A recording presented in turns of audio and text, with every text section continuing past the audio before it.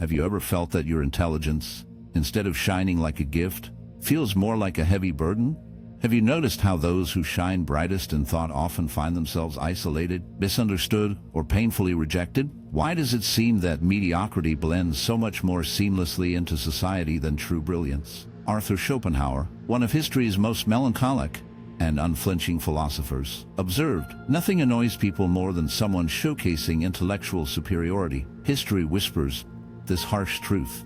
Socrates was condemned to death for questioning popular ignorance. Giordano Bruno was burned alive for daring to think beyond his era's bounds. Tesla passed away alone and penniless, even as the world around him thrived on his inventions.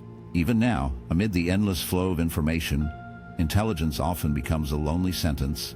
We profess to cherish progress and innovation, yet we turn away from those who embody these very ideals. Too much brightness threatens, casting back a stark reflection of others' limitations. So, tragically, the smarter a person is, the more likely they are to suffer rejection, solitude, and even resentment. Does this mean genius is forever condemned to the outskirts of society?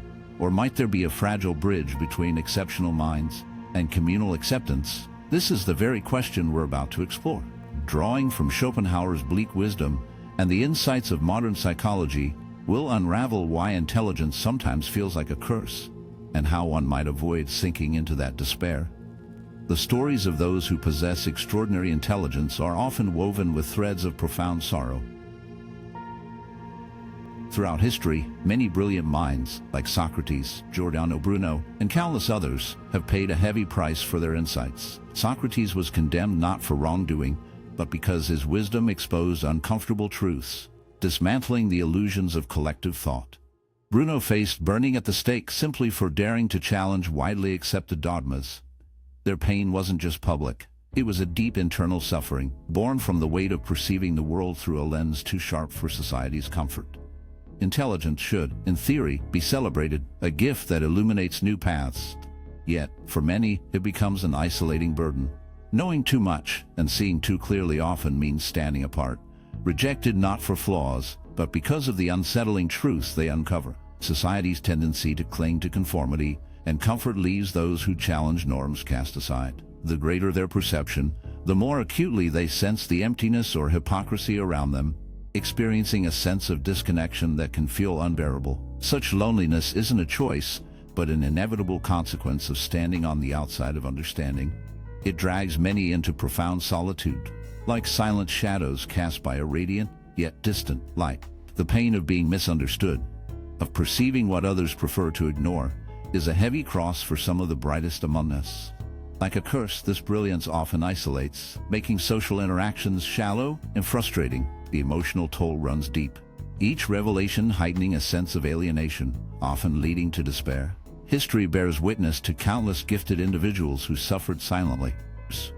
Their stories echo with tragedy, the philosopher consumed by the very insight that made him a threat, the visionary burned for ideas too advanced for his time, the misunderstood genius condemned for simply seeing the world differently. In recognizing this, one cannot help but feel a somber, aching awareness that brilliance often comes with a price, a loneliness that no amount of knowledge can easily dispel. Throughout history, brilliant minds have often been cast into shadows, their luminous talents perceived as threats rather than gifts. Nikola Tesla's tragic demise, destitute and forsaken, serves as a chilling testament to society's propensity to bury those who wield extraordinary intellect. These patterns are not isolated. They form a dark cycle where genius is met with fear, suspicion, and hostility. The deeper reason why the world recoils from brilliance lies in the unsettling truth that superior intelligence disrupts societal complacency. Schopenhauer pointed out that intellect, unlike wealth or power, cannot be dismissed as luck or privilege. It's an innate, confronting mirror of inequality that threatens the fragile order. This mirror induces what psychologists call a cognitive threat, the visceral, instinctive feeling that bubbles up when confronted with someone whose mind surpasses their own. They feel diminished, even if the genius has no intention of diminishing anyone. This primal discomfort feeds societal rejection. Schools are designed for mediocrity, workplaces prize conformity, and culture venerates simplicity, all to keep the light of true brilliance in the shadows. Geniuses walk lonely, haunted pathways, isolated from the very society that profanes their gifts. often misunderstood or demonized. Why does society harbor such an almost malevolent aversion to exceptional minds? Is this aversion merely psychological defense, or does something darker linger beneath the surface? In truth, the hostility is rooted in fear. A fear that what they see in the mirror is not quite right, that the brilliance they envy reveals their own dullness and insignificance. To keep the truth hidden, society engenders hostility, rejection, and often outright persecution. The deeper darkness whispers that, in the presence of true genius, the shadows deepen, an acknowledgement that brilliance is a curse as much as it is a blessing. It exposes the ugliness of human insecurity, feeding the latent desire to destroy what cannot be controlled or understood. Tesla's story is but a single thread in a vast tapestry of suppressed potential, a silent warning that under the veneer of normalcy, a sinister desire lurks to silence and contain the extraordinary. The truth is that society's disdain for intelligence is intertwined with a subconscious dread that the sharpness of a mind might unearth truths too terrifying to confront, tearing apart the fragile veneer of societal order. This pattern of rejection is not accidental but ingrained, an ominous reflection that something darker resides within human nature, willing to crush genius before it fully rises. When someone reveals a sharper mind, they don't just impress, they unintentionally shine a light on the intellectual gaps in others. This subtle unveiling often stirs a quiet bitterness. Schopenhauer once said, "Talent hits a target no one else can hit. Genius hits a target no one else can see. What lies unseen often feels like a threat." Unlike envy of riches or status, intelligence stirs a unique kind of longing because money can be inherited and power wrested. But understanding is a rare gift not easily bestowed. This realization that one might never grasp such depths breeds a haunting frustration. In response, people build psychological walls, rejecting or even lashing out at those whose minds outpace their own. This dynamic starts young. Brighter children are often cast aside, branded as odd or know-it-alls. Such intellectual ostracism isn't accidental. It's a protective shield for the group's fragile unity. As adults, the pattern persists. In workplaces, those who excel intellectually often face pushback, not due to lack of ability, but because their prowess unsettles others. Deep within, human minds conjure reasons to devalue what they can't match, spawning phrases like, "Intelligence means nothing without common sense," or "They're smart but lack social skills." It's a painfully common defense against the sting of feeling lesser.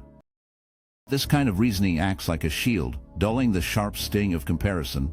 Intelligence, then, is cast aside, replaced by safer, more comforting measures. Yet, beneath this dismissal lies a twisted craving. The most brilliant minds are admired, but only from afar. Up close, their presence is a torment. Their intelligence unnerves, shredding the fragile fabric of certainty that most cling to. It forces a brutal reckoning with ingrained beliefs, tearing apart the familiar worldviews that shelter ordinary minds. For many, this assault is unbearable. Rejecting genius is no mere personal failing.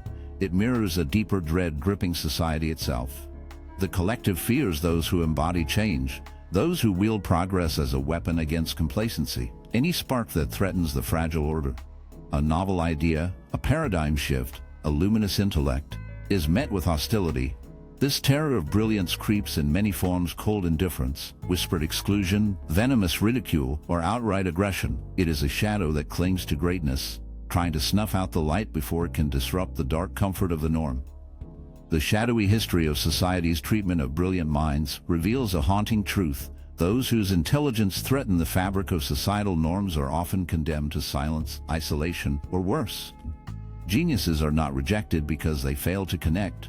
Rather, their very existence disrupts a fragile, sinister order, one built on the comfort of mediocrity and conformity. Throughout history, many who dared to see beyond the darkness were hunted, persecuted, or eradicated, their visions crushed just when society finally claims to recognize them. A recognition too late to save their lives or ideas. This cycle of silent rejection and horrifying delay secures a cruel paradox: only the dull, the predictable, and the conformed are embraced, while true innovation is met with hostility, suspicion, and persecution. Schopenhauer saw this dark truth. Popularity, he said, belongs to the mediocre because they pose no threat. They do not challenge the shadows that lurk within society's darkest corners. Genius, by its nature, is disruptive. It peels back the veneer of civility to reveal chaos and terror beneath. In the depths of history's bleak gaze, the tortured figures, Kafka, Tesla, Van Gogh, stand as grim testaments to this relentless hostility. Society's intolerance for the extraordinary feeds into the horror of their loneliness, the quiet torment of minds too powerful to be tolerated, yet too dangerous to be left unchecked. Geniuses are hunted and extinguished not merely for their ideas, but for the unsettling truth they bear about humanity's own sinister nature lurking beneath the surface, hidden in the shadows of rejection and fear. Why does mediocrity seem to rise from the abyss unscathed, holding dominion, while brilliance is hunted into the depths? Perhaps because the ordinary cowers in comfort, while the extraordinary threaten to unmask the darkness creeping within us all. In this terrible game, the greatest minds are most often the first to be consumed, their potential snuffed out like a lingering flame in an uncaring void. Society claims to praise intelligence, yet it feeds on the very fears that drive geniuses into silence. Fear of extermination, fear of madness, fear of the truth. Beneath this veneer of civility, a sinister and relentless force guides the cruel dance of persecution. The powerful, terrified of losing their grip, will either destroy or silence the light that could expose their shadows. Such is the unholy reality, the triumph of mediocrity, the annihilation of the brilliant. In a society that secretly fears the darkness that lies within every mind too luminous, too dangerous, what emerges here is what sociologists describe as a cognitive safety zone, a dark haven where individuals drift unchallenged, shielded from the terror of feeling exposed or inadequate. The pervasive shadow of mediocrity casts itself over every corner of society. In the workplace, brilliance is shunned, buried beneath the mask of sociability and predictability, not because innovation lacks merit, but because it threatens the fragile order. In entertainment, the mind-numbing and shallow drown-out depths of thought, suffocating any flicker of challenge. Education, too, becomes a cold shrine to the average, crushing the flames of the exceptional with silent contempt. Mediocrity thrives not by accident, but through a sinister promised safety. It seduces with a false embrace, ensuring no soul must confront their frailty, while intelligence drags one into cold, solitary exposure. The masses cling to this comforting shroud, choosing conformity over the jagged edge of truth. Acceptance looms larger than enlightenment, a grim pact forged in fear. But are those who wield intelligence fated to roam this bleak world alone and defeated? Not always. History whispers of those who navigate this void without surrendering their essence. Yet, from the outset, the keen-eyed feel the chill of otherness, questions like shadows that unsettle, reflections that consume, worries that echo unheard among the complacent. The chasm between intellect and acceptance is not a choice but an imposed exile. Gradually, a chilling realization settles in: they are utterly alone, not by choice, but because the few who might understand are vanishingly rare. Schopenhauer's haunting truth breathes through this isolation. Solitude is the fate of all great minds. This loneliness is no mere physical separation.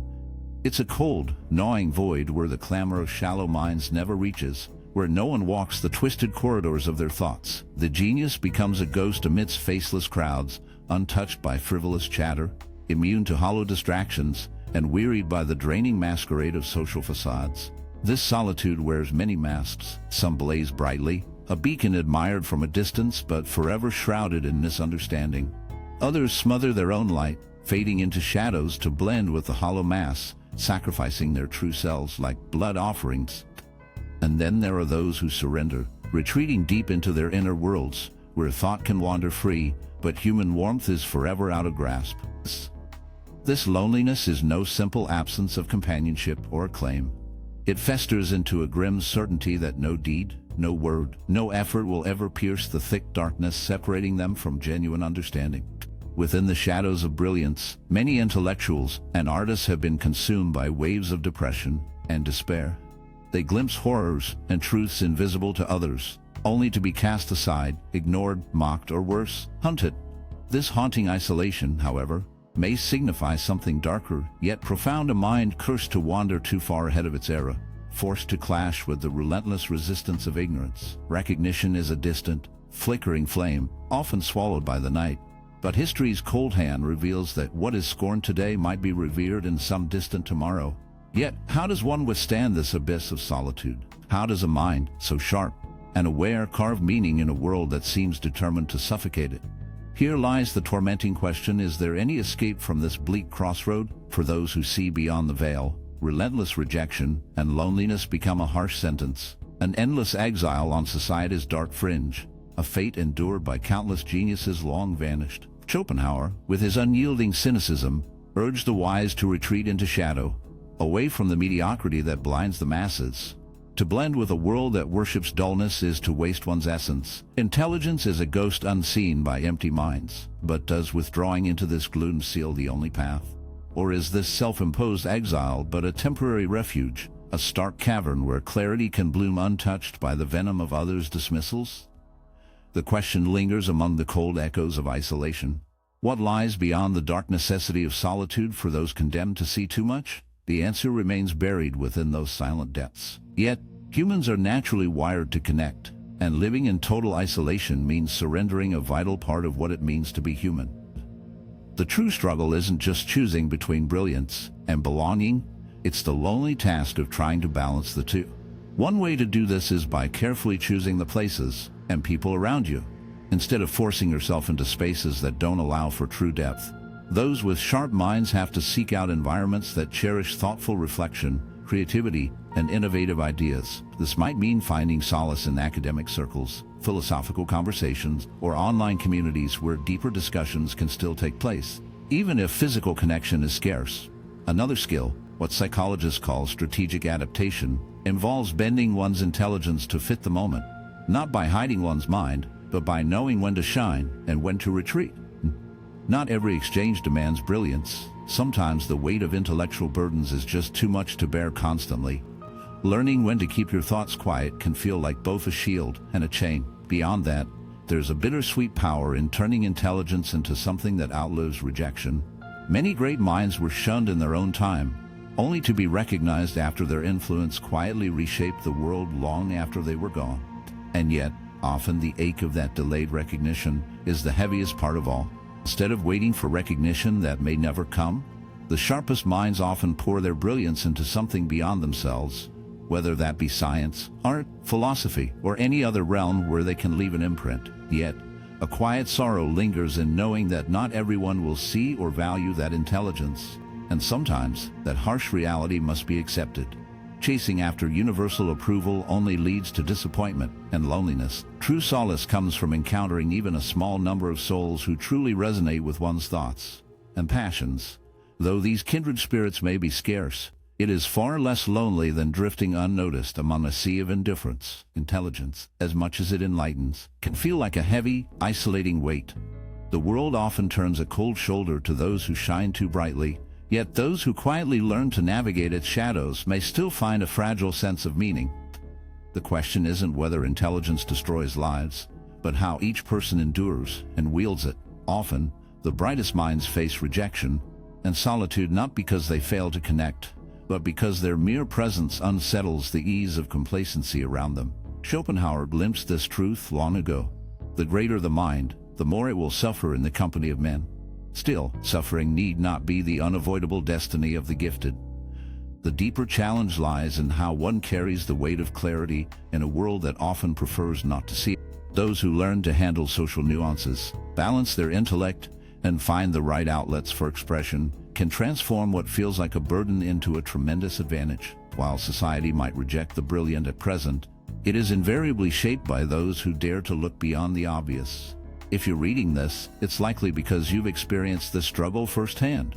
Perhaps you felt out of place, misunderstood, or stifled in shallow conversations, surrounded by spaces where critical thinking isn't valued. You're definitely not alone. There are others like you, questioning souls, restless thinkers, those who aren't satisfied with surface-level answers.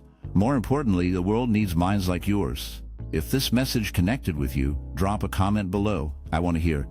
Have you ever felt that your intelligence has been more of a challenge than a help? How did you manage it? And if you haven't subscribed yet, take a moment to do so and click the notification bell. Here, deep reflection is encouraged, and we challenge simple-minded ideas. Before you leave, check out the next video on your screen. It might totally shift how you see another influential thinker who also faced rejection. Be warned, after watching, your view of the world might never be the same. Thanks for watching, and see you in the next reflection.